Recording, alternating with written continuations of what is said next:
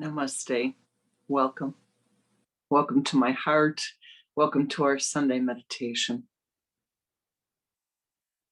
Let us begin with a short meditation.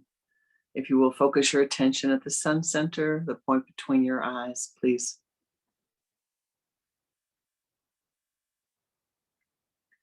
Turning your head to the left with a double exhalation. Bring your head back to the center and begin to watch your breath.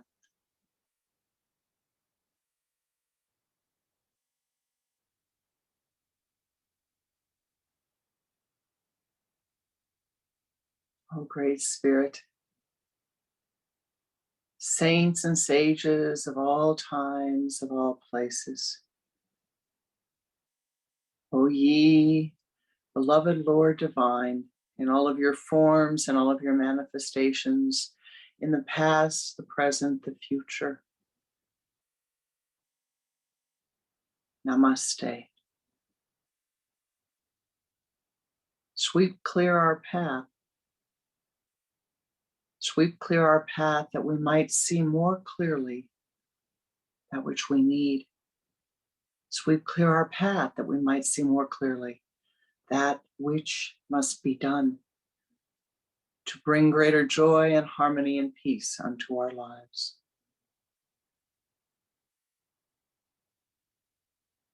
Om Shanti, Shanti, Shanti. Om Shanti, Shanti, Shanti.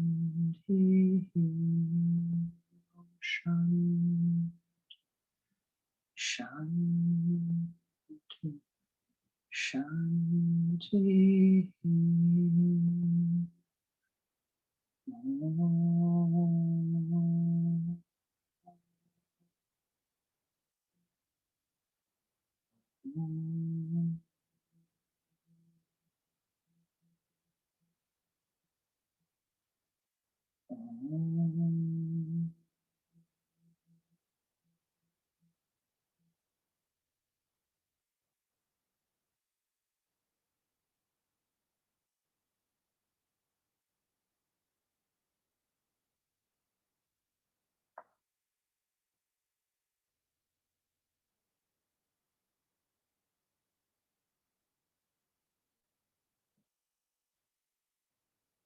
Namaste.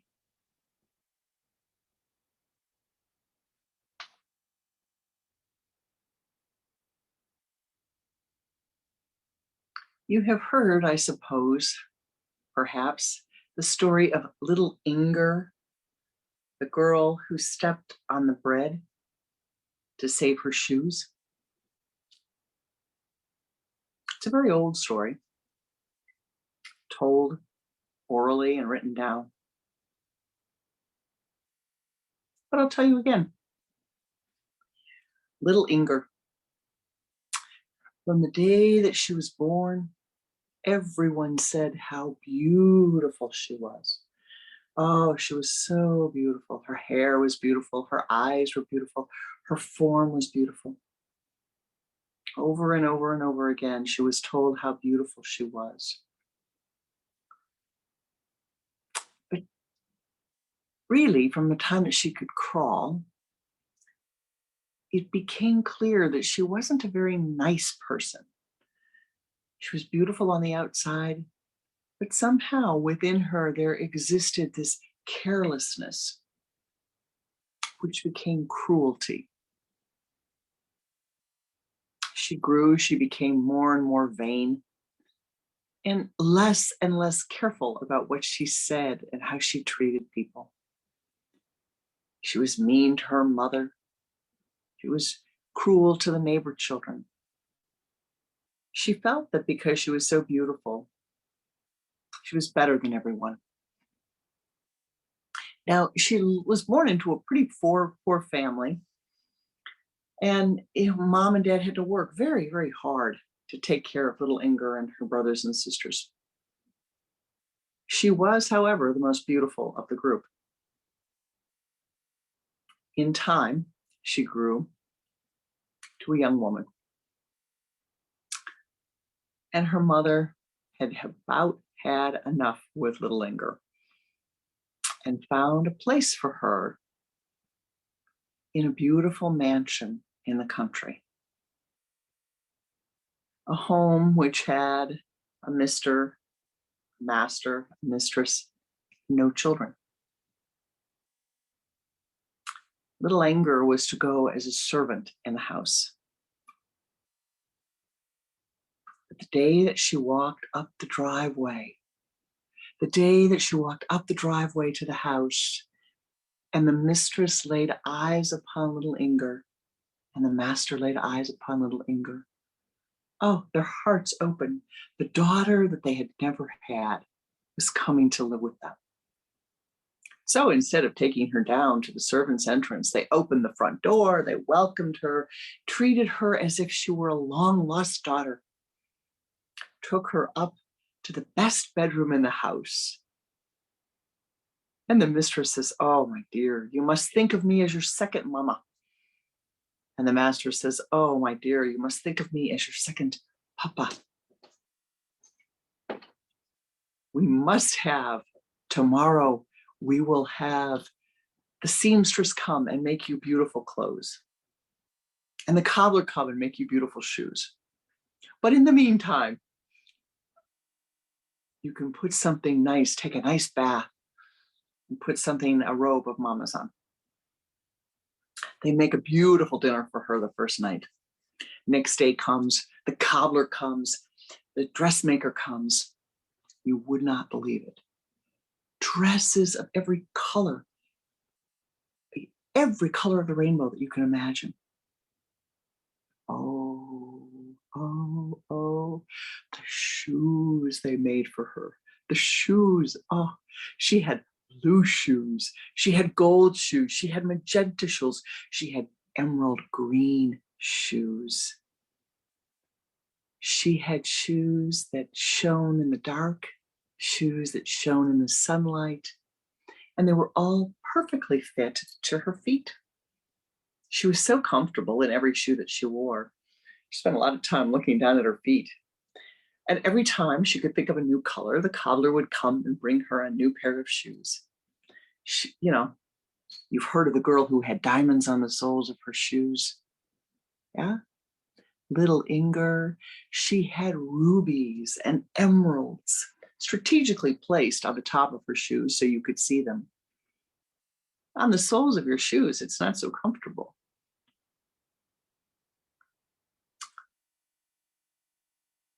And in her room was a mirror. And in the hallway was a mirror. And in the dining room was a mirror. And in the living room was a mirror. And every place little Inger went, she saw herself. So grand, so beautiful. And she would see her second mama and her second papa, and they would say, oh, Inger, you're so beautiful, you're so beautiful, you're so beautiful. She didn't have much to do all day long, except admire herself and try on her clothes and ask for more and more and more and more and more. Just went on for about a year. And one day, her second mama says to her, little Inger, I think maybe you should go home and visit your family. We've had you all to ourselves this while. Why don't you go home? Just for the day, honey. We don't want you to be gone too long. And we'll have the carriage take you to the edge of the town and wait for you.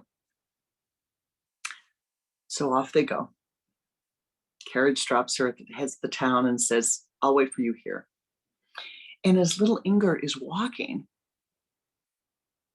she sees a woman sitting on a stone with a big bundle of sticks, of faggots, sticks that she's gathered in the woods to be used to light the fire in the fireplace.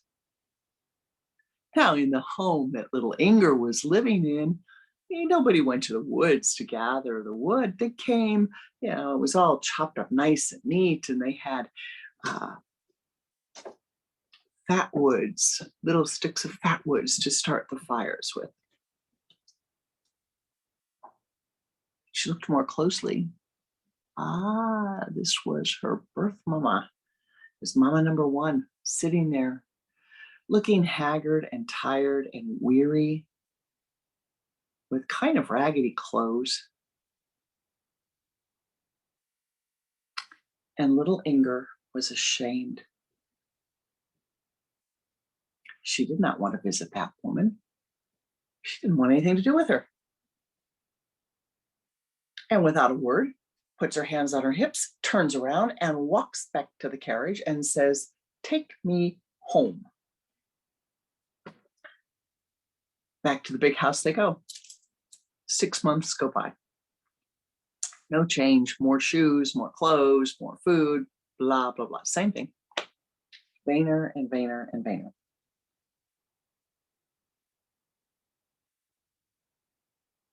Mama number two says, "Little Inger, the cook baked beautiful loaves of white bread last night. Soft white bread. Why don't you take a loaf home to your mom, your first mother? You haven't been there in a while. Go visit. Take them home. The driver will take you to the edge of the town and wait for you."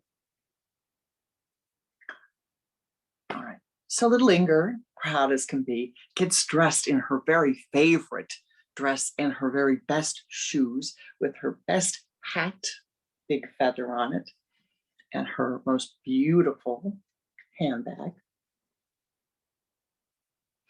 and puts the loaf of bread underneath the other arm. Gets in the carriage, off they go, gets to the edge of the town. She gets out of the carriage and the carriage man says, "I'll wait for you here." Okay. Well, she starts walking into town and everything looks fine. The land is dry, everything's fine. And all of a sudden, like some strange thing happens, the land becomes wet. She doesn't know what to do. She doesn't want to get her shoes wet. The land becomes wet. Walks a little further, and her feet start to sink down. You know how the mud gets kind of just a little muddy and it starts to sink down? Well, one more step, and her shoe, she can see her shoe is going to go right down into the ground. Well, she takes a loaf of bread and throws it down on the ground. She will walk on the bread instead of, rather than getting her shoes dirty.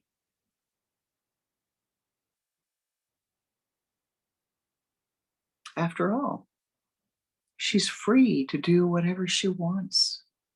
She's been told she's free to do whatever she wants. She's been doing whatever she wants. No one has corrected her. No one has told her this is how you should not behave. She has done whatever she wants. She throws the bread on the ground and steps on it. She throws the bread on the ground and steps on it a second time, and the bread seems to expand. Third time that she steps on the bread, and the bread sinks down. And as she finishes that step, the bread sinks further and further and further. And before you know it, she has gone down into the bog with the bread stuck on the soles of her feet. Now, you may not know this, but at the bottom of the bog is a big room. And it is ruled by the leader of the bog. Now, the only people that ever fall in the bog are people who might be a little cruel, might be a little mean. Something happens. Now, if you fall in a bog, as you can imagine, you get kind of kind of dirty, kind of muddy. You get all kinds of stuff stuck to you when you fall in the bog. Little Inger falls down and she cannot move. Leader of the bog looks at her and says, "Oh, you'll fit in just perfectly here," and calls to her helpers, and they pick little Inger up by the arms, take her over, and they put her on a pedestal right in front of a mirror. She can't move. Her eyes can see across from her. Her eyes can see down to her feet. Her eyes can see across the room. Her eyes can see to the right and to the left. She can see the other people there, the other beings there. None of them can move. They're frozen.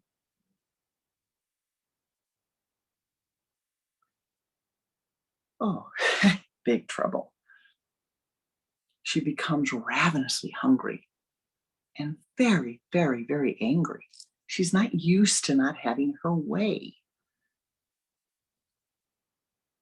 Well, up on the earth, as you can imagine, the carriage driver had seen everything that happened, and he started telling everybody. Little Inger she threw the bread on the ground and stepped on it, and she was swallowed up by the bog. And in the village, the parents all told the children, little Inger stepped on the bread, and she was swallowed by the bog. The children laughed. Ha, ha, ha, ha, ha. Serves her right. And her first mother said, "Oh, you have been just such a pain in my heart, little Inger." And the word reached her first and second mother, second father. And they were very sad. They said, "Oh, we should have taught her better. We should have taught her better." Eons went on, and the story of little Inger grew and grew and grew. And it became this myth that the parents told the children, if you aren't good, if you step on the bread, you're going to be swallowed by the bog and you'll be frozen like little Inger. And every time the story was told, down in the bog, little Inger, her heart was hurt. It was like little pricks going to her every single time. Every time they laughed, every time they said her name. She grew very despondent and very, very, very ravenous, very angry. One day, the story is told, and a young girl bursts out crying. Oh my, how sad little Inger must be. How afraid she must be. Surely, if she would just say she's sorry, she would be free. The adult said, she's never going to say she's sorry. Just give it up, honey. But little Inger receives just a little drop of warmth from that little girl crying. And her heart opens. And every once in a while, she remembers that moment. Eons go by. Well, not eons, really. The little girl grows up to be a woman, grows into her old age, and she's lying on her deathbed. And she's thinking of her life. And she remembers the story of little Inger. And she remembers the compassion that she felt for her when she first heard the story. And tears begin to stream down her face as she sees in the mirror of her mind her own life. As she sees how she has frittered away her talents. As she sees how she has frittered away the time of her life. As she sees how she too has been like little Inger. How she has trampled with words, her thoughts, perhaps her deeds, upon those who love her.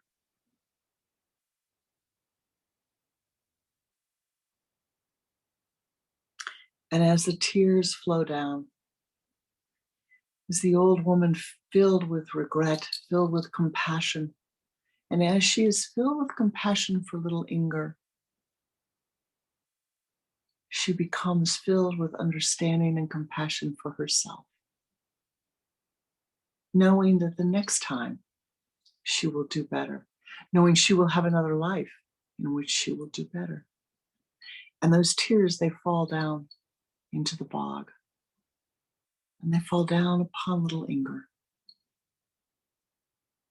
Tear after tear after tear after tear after tear, a flood of compassionate tears.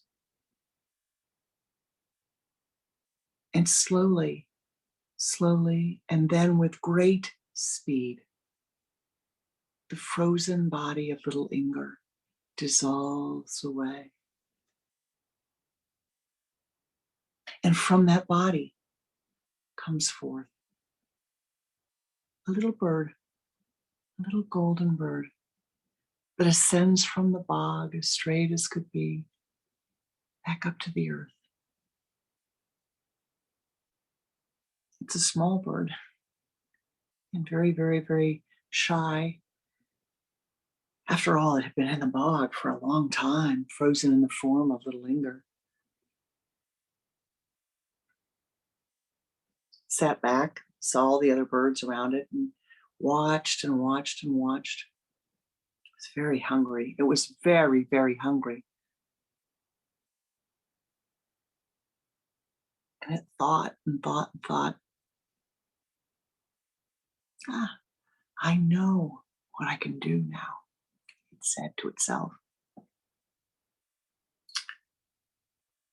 And it began to gather crumbs. The little bird would hunt far and wide, would go along the fields and pick up the little bits of grain that had fallen. And calling out with its special voice, singing loudly and beautifully, Om, Om, Om, Om, Om, Om.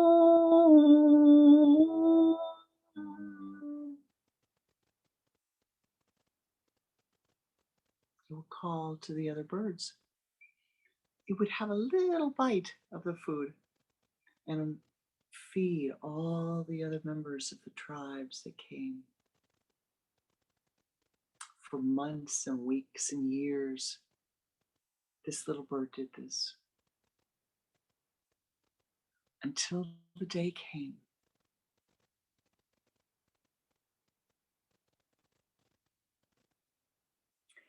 when it had finally fed all the birds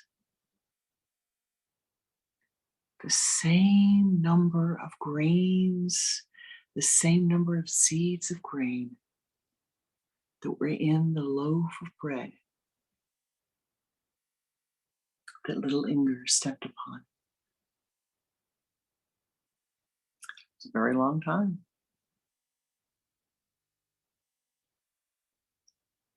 But when the last bird ate the seed and the loaf became complete, the tiny bird burst into a ball of light and ascended into the heavens. For it had learned it was only free if it could help others. It had learned that the beauty external is nothing, that the beauty internal, the seva, the service to others, was what made a difference. It had learned, my beloved, that the beautiful shoes and the beautiful clothes cannot make up for the cruel thoughts and the cruel words and the selfishness, the selfish actions. But that to be free, to truly be free, meant to feed itself enough, but then to feed life also. Now remember, it always ate some, didn't leave everything for the others. It always took of some of the grains, it always took of some of the food, as you and I need to also. It had come to understand the nature of life. This little bird stuck inside the heart of Inger, the soul of Inger. Now you know the symbolism. The bread is the bread of life. The hardened shell is the hardened heart. The hardened heart that cannot see the gifts, the goodness of life. In each of us, there is a small amount of little Inger, a small amount of hardening, a small amount of carelessness, perhaps. Maybe not in you, but in this soul. And I think perhaps in you, a small amount. Some days it's larger than others. But we must learn to dissolve that away. We must learn with our conscious intent to dissolve that away, to dissolve the harshness, to dissolve the cruelty, to dissolve the judgmentalness. For only then can you be free. Only then can you truly be free to live your life joyfully, happily, knowing that you too can find that which you are seeking.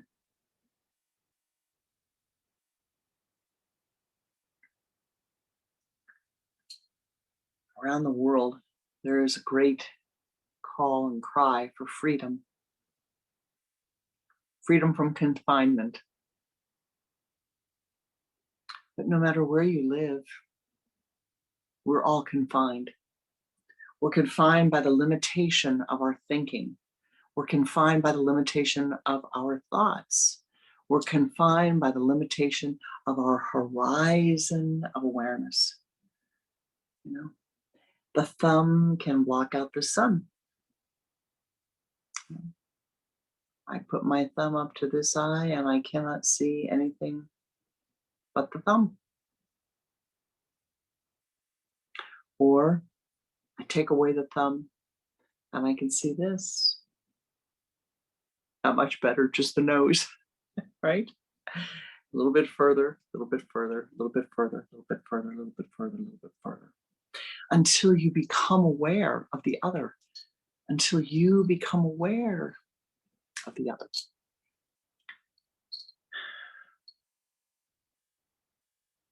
Freedom. Freedom from what? Freedom from the constrictive, confining thoughts of your mind. Freedom from the constrictive, self-critical, judgmental, cruel thoughts of the mind and the words which come from the mouth and the actions which are not Kriya, which are not sattvic, but are karmic in nature. And so strive we must. Strive you must every day. You and I, we must strive every day to soften the actions, to stop the cruel actions. And I would say to you, you know, most of you, you know, you don't have cruel actions. Well, I don't know, you know, when was the last time you swore at somebody because they cut you off in the car or called them names or thought negative names about them? When was the last time you saw someone and you thought critically of them? You thought, ah, that's so-and-so. What are they doing?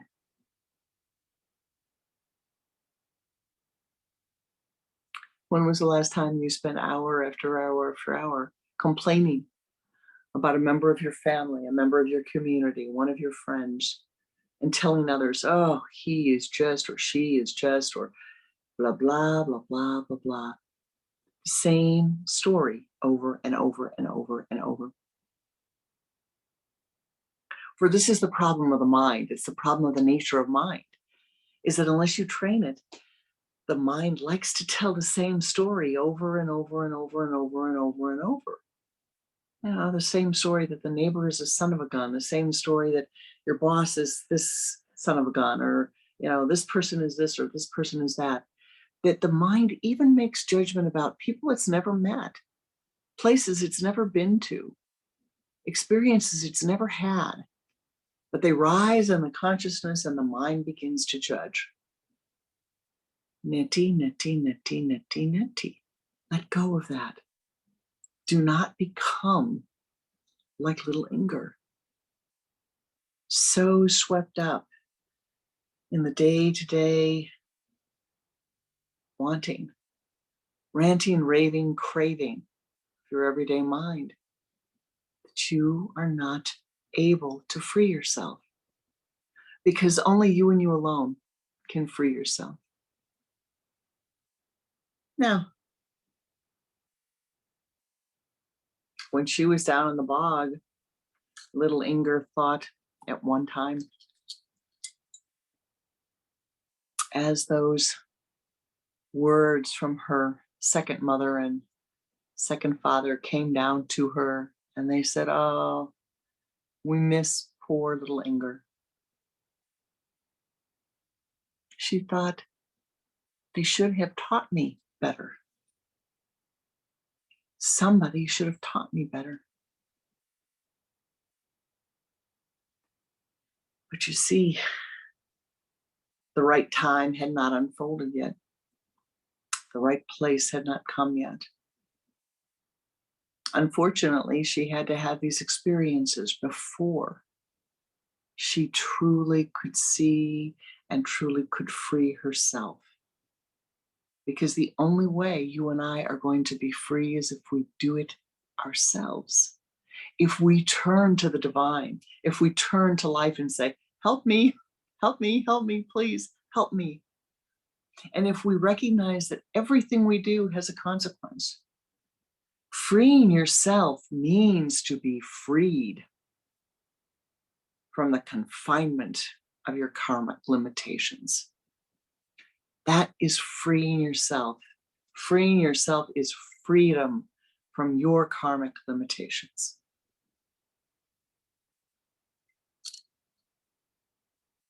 You know the story of the prison, ancient prison in Japan. Stood there for hundreds and hundreds of years. Never wanted to be sent to that prison because nobody ever got out of that prison. Well, as in the way of all things, one day it closed. Everybody left the prison. And had big, big, big walls around it. They came with the ball that was going to knock the walls down. And the first ball comes across to knock the walls down with all of its effort. And the entire wall dissolves. Oh my.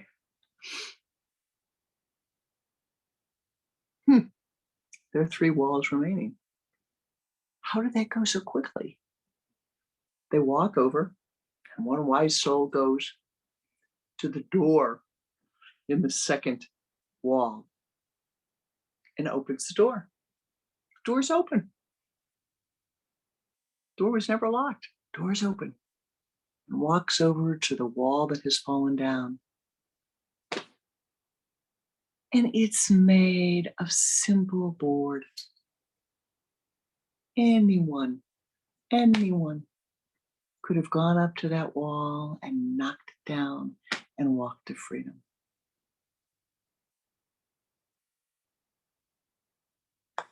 but no one tried. Not one soul in all those hundreds of years tried to free themselves. They didn't have to build a strong wall. Everyone built it for them.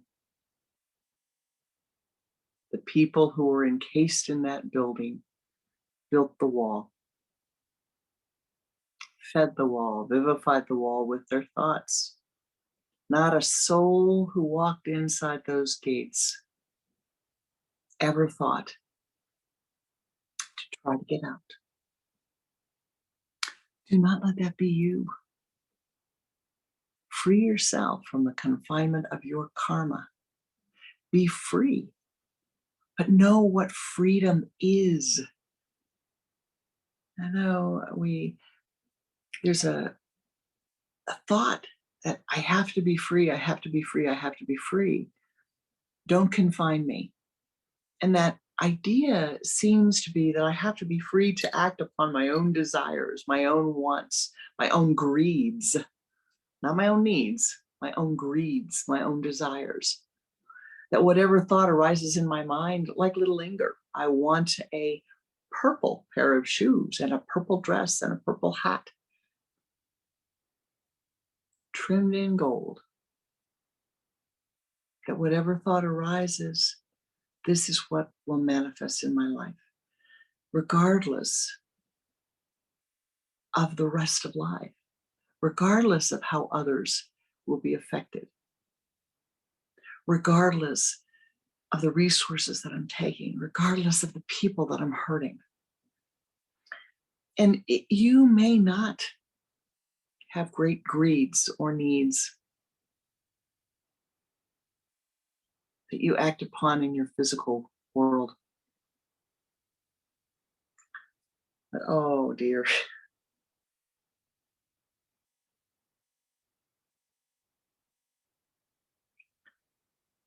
What about all the greeds of the mind? What about all the greeds that come out of the mouth? Mystically, those are more challenging. Those are more harmful to yourself and to others. And so, what is the solution to all of this?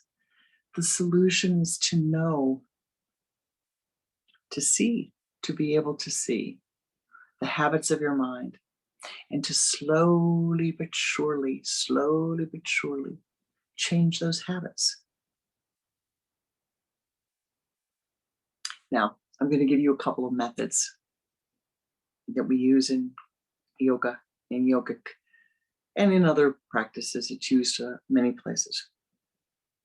And the first one is to begin to do a little sleep fasting.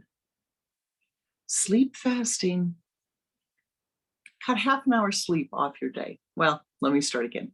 Begin, for most of you, to add half an hour sleep to your day. Add an hour sleep to your day. Most of you may not be getting enough sleep. Adding a little bit of sleep will disrupt the pattern of your life. Then, when you have done this for a lunar cycle, a month or so, begin to take a little bit of sleep away. An hour, 2 hours, 3 hours. Doing this on the new moon can be especially helpful. Taking away hours of sleep. Staying up all night if you're able to do so. You shift the Kriya currents in the body when you do this. Now, you may need to sleep more the next day. That's fine. But in time, occasionally, once a month, once a week, when you're on retreat, sleep less, sleep fast. And you will find a shift in your horizon of awareness. Now, if you find your mind begins to be irritated, your body begins to be irritated, okay, so be it. Do something. Do something to become more comfortable. Drink more water, have tea. And when you're sleep fasting, do something that you're enthused about. Now, Kriyananda ji always said, and I found this advice to be very, very, very helpful. He always said that in the beginning, when you're sleep fasting, it's really good to catch up on all those things that are on your list of to do that you don't get done.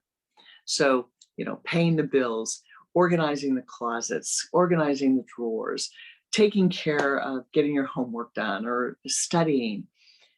You don't feel like everything you're doing has to be done just, oh, I have to study sacred texts. Oh, I have to meditate. Oh, I have to chant. No, paint, clean, do hatha yoga, dance, listen to beautiful music, listen to rock and roll.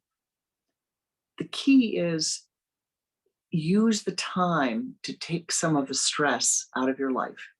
Use the time in a way that you are going to feel less psychic pressure when you finish. That is a great relief. I was sleep fasting the other day and I did ironing for about an hour and a half. Oh my goodness, it was wonderful. I had linens that had to be ironed, and I hadn't gotten to the laundromat to the cleaners to have them do the ironing, and I was doing it, and it was wonderful. When I finished at 3:00 in the morning, what a sense of relief. That's done now. Maybe I won't let it pile up so much the next time. But it was done. And that small bit of confining energy that was in the mind was released. So sleep fasting, food fasting, change your eating habits, and do this for just a period of time. Maybe you skip one meal a day. Maybe you add something to that, the meals that you're eating. It doesn't matter how you change your eating habits. Don't overeat, but you're trying to take something away. Or, food fast so that you're only eating one thing, fruit generally, or vegetables generally, not heavy meats, not heavy things. But again, the idea is as you make these changes, it makes a difference to your awareness, to your horizon of awareness. So sleep fast, food fast. And then the great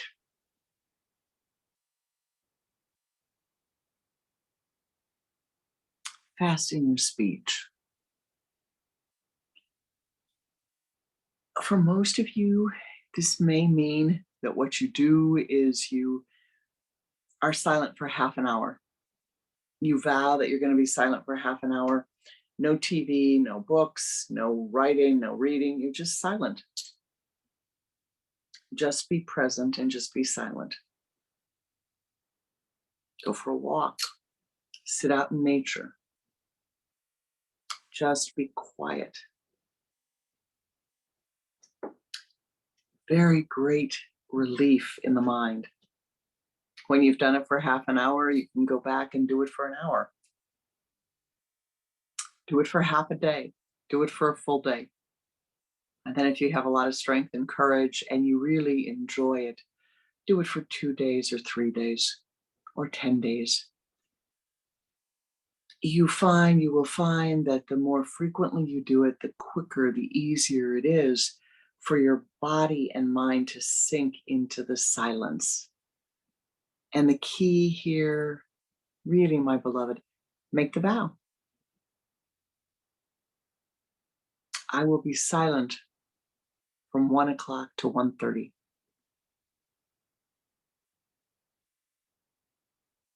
On July 12th, I'm going to have a full day of silence. On July 13th, I'm going to have a full day of silence.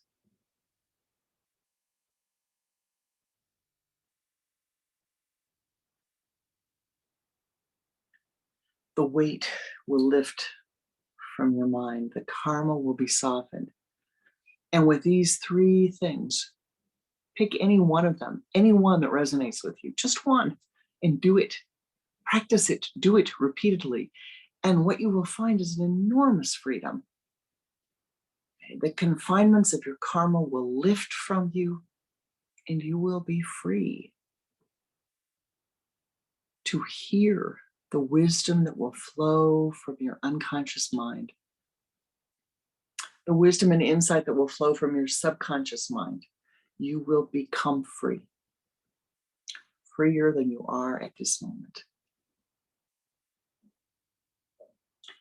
And so remember, little Inger, do not step upon the bread of life, focusing on your wants and needs. Do not step upon life. Do not become frozen into the karma of your life. Feel compassion. Become like the bird that eats enough to keep itself going, but gathers the seed, gathers the goodness of life, and shares it with others. Namaste. And now I would like to share a meditation with you. And so if you will, let us move into a meditation now.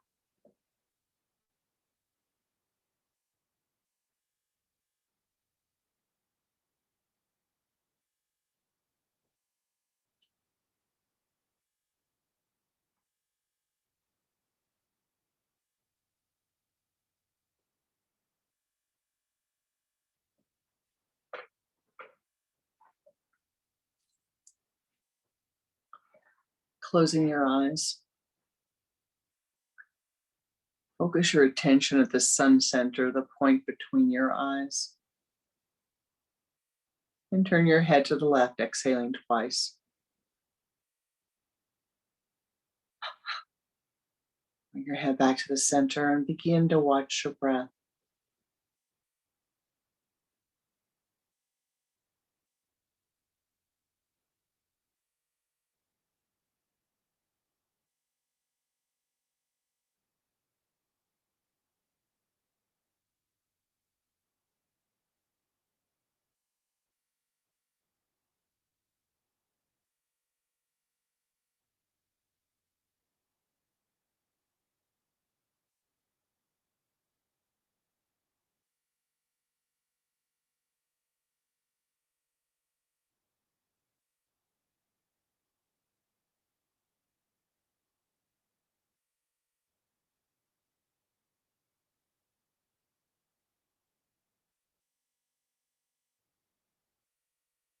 With the next inhalation of the breath, pulling the energy from the limbs of the body to the trunk of the body to the spinal column. Move the energy from the base of the spine and move it out in front of you, 3 feet. Sweep that golden energy, that golden ball of light around you, going to the left and encasing your entire being in golden light.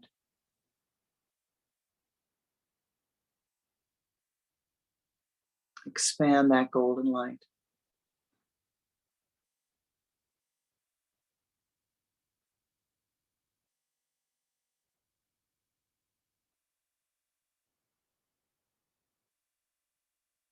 Now in your mind's eye,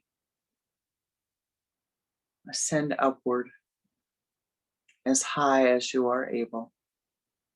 With that golden light, ascend up to the high place.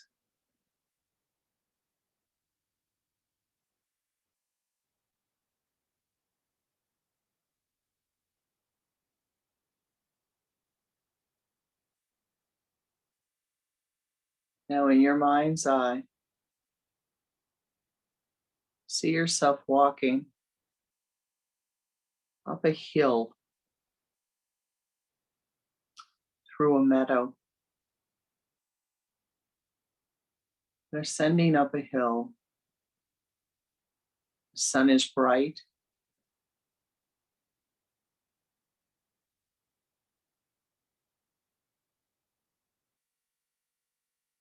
There's a slight breeze in the air.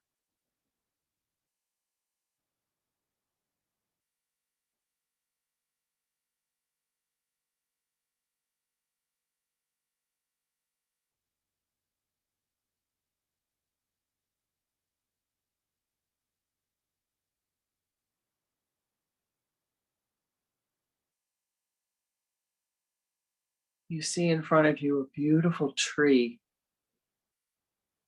large roots,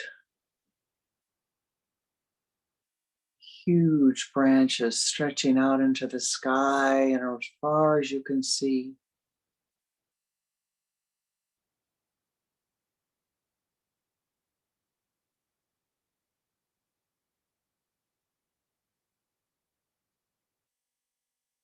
Sit down in front of the tree in your meditation posture.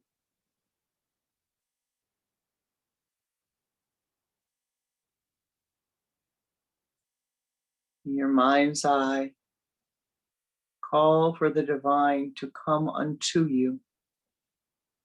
Call for your Ishta Devata to be with you.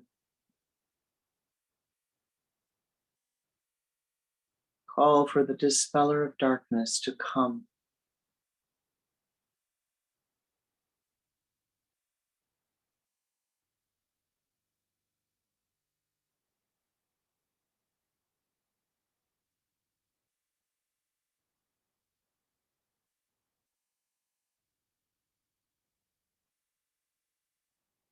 Sitting with your eyes closed, you feel the presence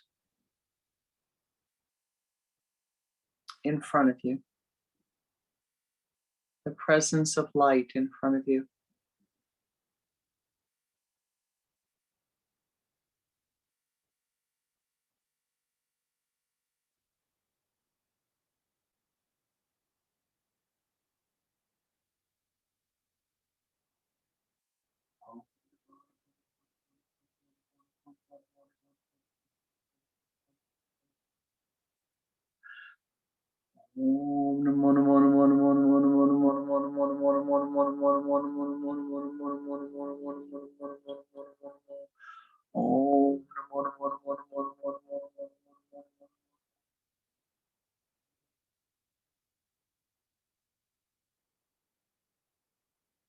In your mind's eye, you open your eyes and see the mirror, the blaze of sunlight radiating forth upon you from the mirror.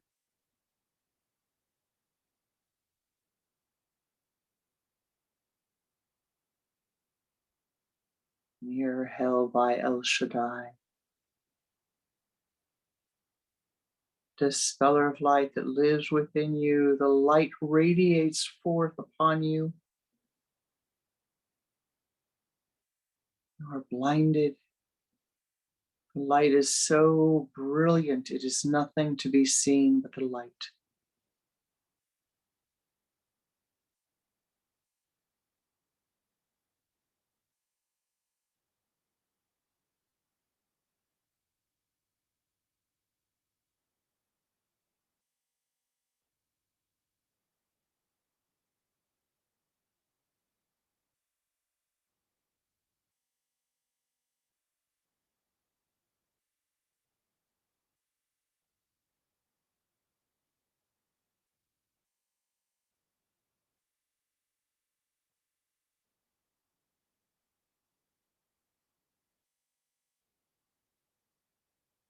Thou art that. That thou art. Om Tat Sat Om. Thou art the Om. Thou art the light. The light is the Om.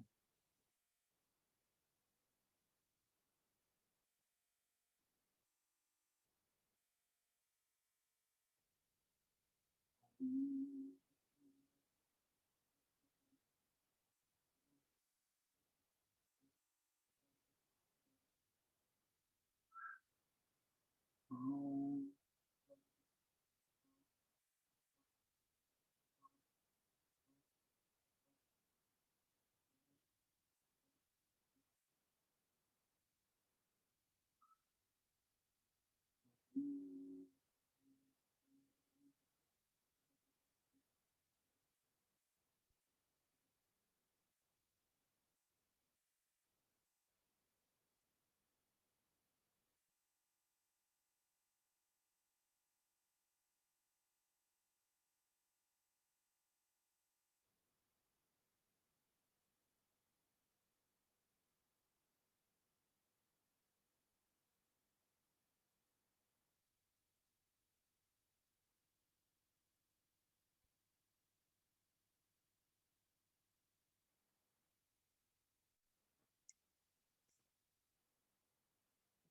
Om.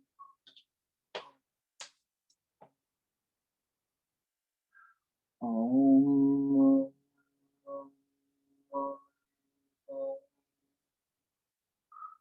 Om.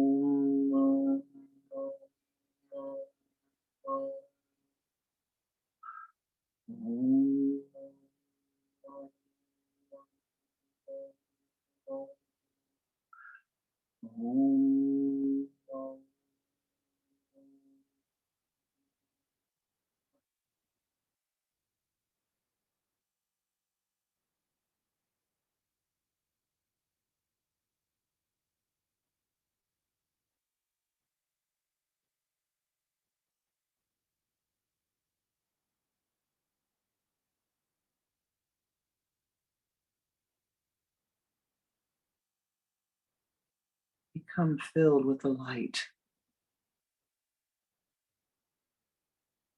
Let the light reveal itself to you. Become consciously filled with the light that thou art. Dispeller of darkness, sweeping away the light. Remember thy goodness.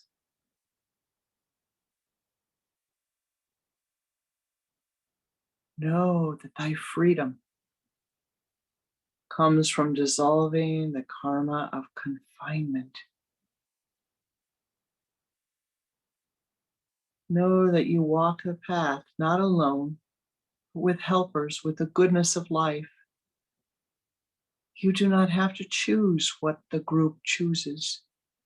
Choose what is wisest and best for your life, to find happiness, to find joy, to find wisdom, to find santosha. Thou art goodness. Thou art good. See that goodness, feel that light, not with pride, not with ego, remembering who and what thou art. Be thou blessed. Be thou filled with the anandic bliss of life. Om.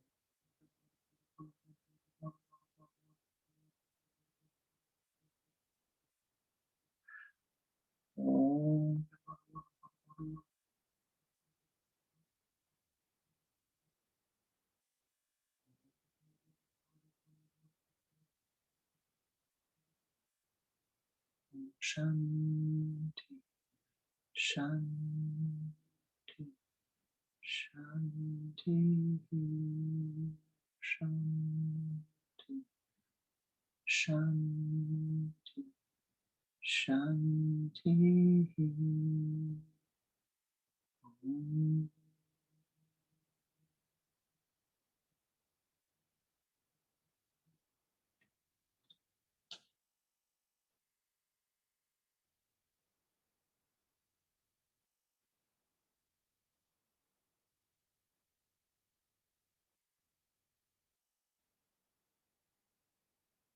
Returning from the field as you wish, as you are ready. Know that the dispeller of darkness remains there, always at your call. That you can return to the awareness of the light that thou art.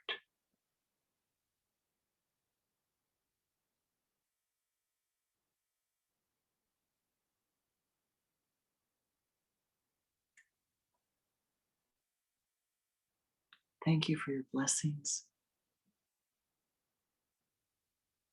Thank you for the blessings of your presence.